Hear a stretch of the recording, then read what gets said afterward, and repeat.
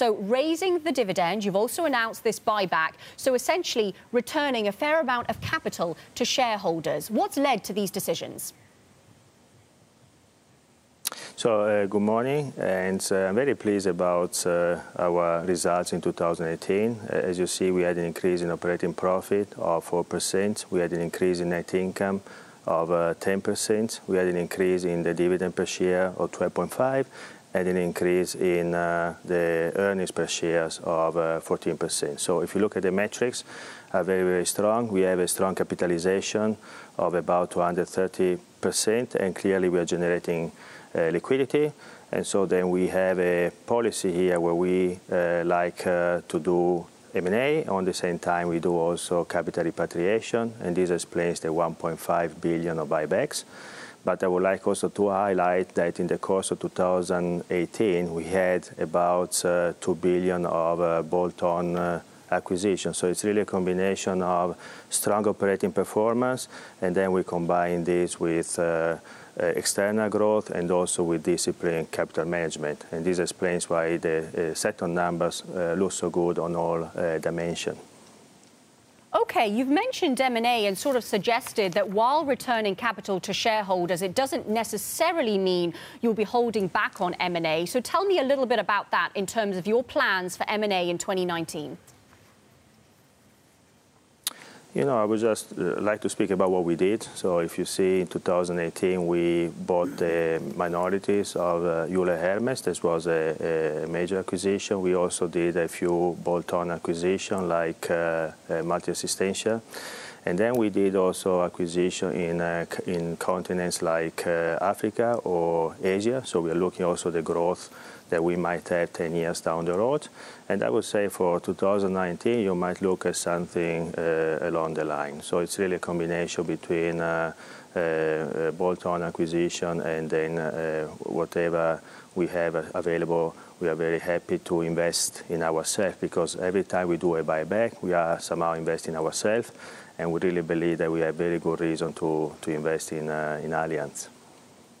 OK, understood. Thank you. Mr. Terzariol, can I also ask you about inflows or outflows from Pimco? What is the picture there? What did you see in terms of inflows or outflows?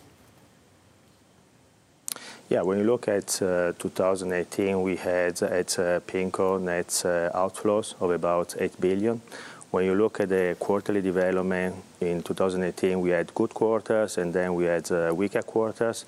The last quarter was indeed more difficult. We had about 30 billion of outflows in the fourth quarter. But as we go into the first quarter of 2019, we see that we get back to positive inflows.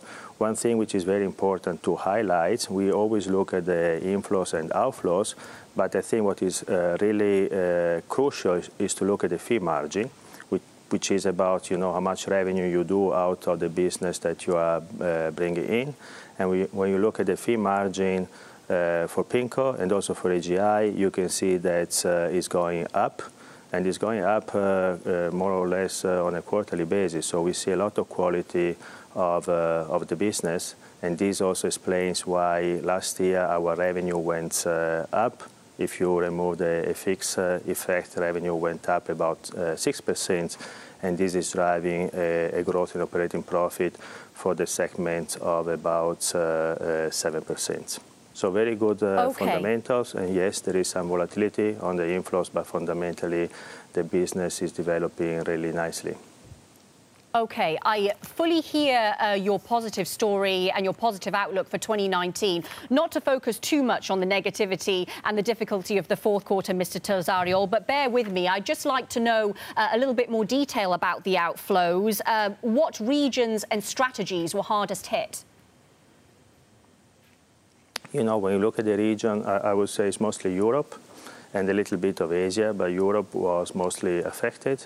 And when you look at the strategy, I would say the traditional strategy.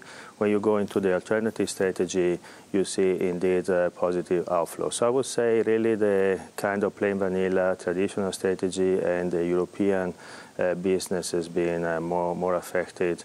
In the US, indeed, in general, when you look at the flows for 2018, they have been positive.